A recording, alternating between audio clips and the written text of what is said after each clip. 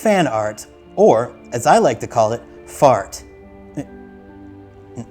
That's not right. Okay, these are my choices of the top 10 best fan art images of Magic the Gathering. These are not official art pieces, but they are amazing. So without further ado, let's get into it. Number 10, Glissa Sunseeker by Taravanama. Glissa is one of the most tragic characters of MTG. She sacrifices everything she has and watches loved ones around her die or erroneously blame her for the events on Mirrodin that actually herald the onslaught of the Phyrexian invasion.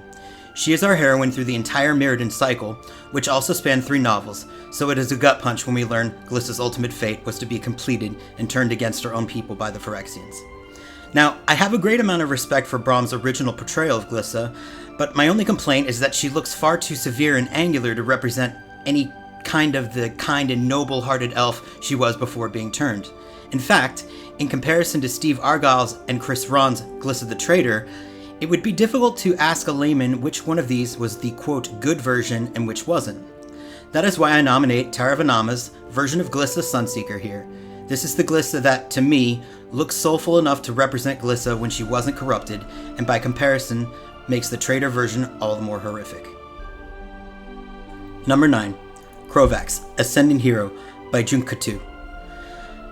In an alternative timeline, Krovax does not end up the Phyrexian vampire monster he became, and Junkatu does a wonderful job showing us what that might look like. A face of resolve and serenity, even as he's about to be attacked by a swarm of approaching Phyrexian monstrosities. It makes one wonder what kind of hero Krovax would have become if his fate had not gone the road it did. Number 8. Liliana, Genderbend by Inda Sargar. Any way you cut it, Liliana is hot.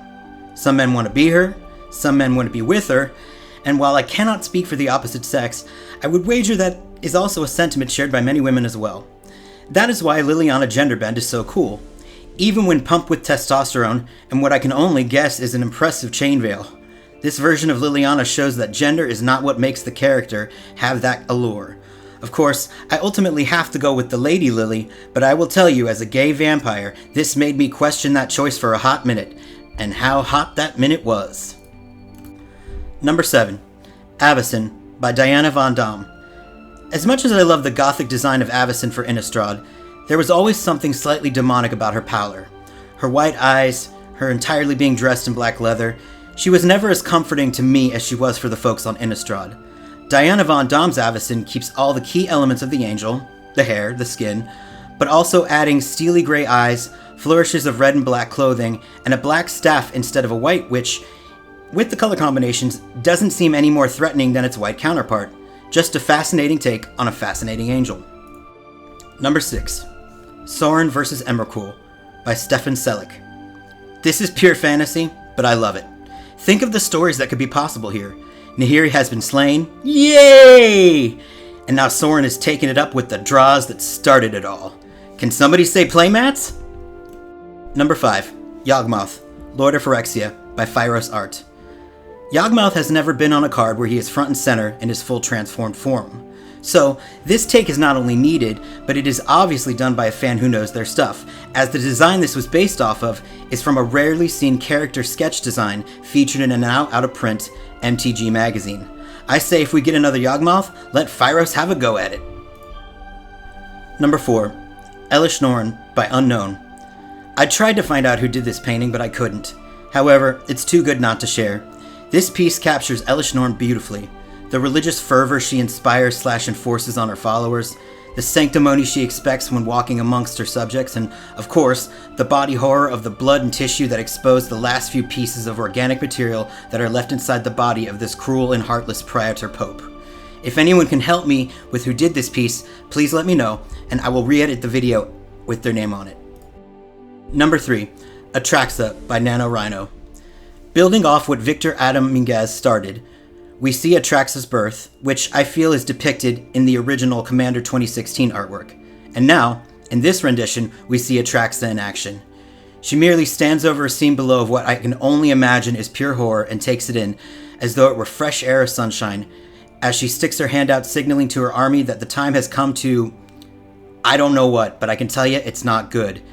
Extra kudos for juxtaposing her against the bone-covered dusty orange desert.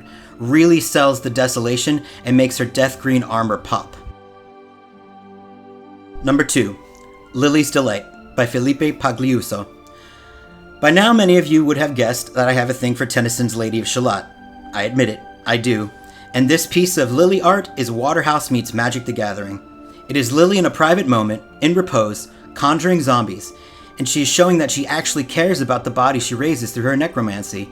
This is a perfect piece that gorgeously encapsulates the true heroine that Liliana is, and that her attempts to hide it behind a villainous front are more for self-protection than actual antagonism.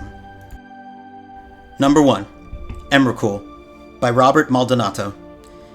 This take of the most infamous of the Eldrazi Titans is unique from every other depiction we have seen, but it certainly carries that nightmare fuel that we have come to expect from Emrakul. The skewed perspective, and the sky seeming to communicate through beams of light as the earth below bellows in response with eruptions of noxious fumes, and all this seems to be conducted by Emrakul herself as she floats onto the scene, making a destruction that she is just beginning to cause, her tendrils like arms of a conductor conducting a symphony of hell. Maldonado even got a shout out from Wizards of the Coast officially a few years back, and for good reason. Here's hoping he gets to join the team proper one day.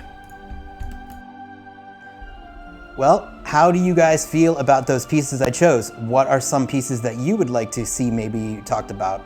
I think that my choices were excellent, but that's because I'm me. I would like to hear your responses and whatnot. Excuse me, I had a brain fart. But back on track, Alper. And I would like to remind everyone to like and subscribe if you want to be entered into the weekly giveaways that we do.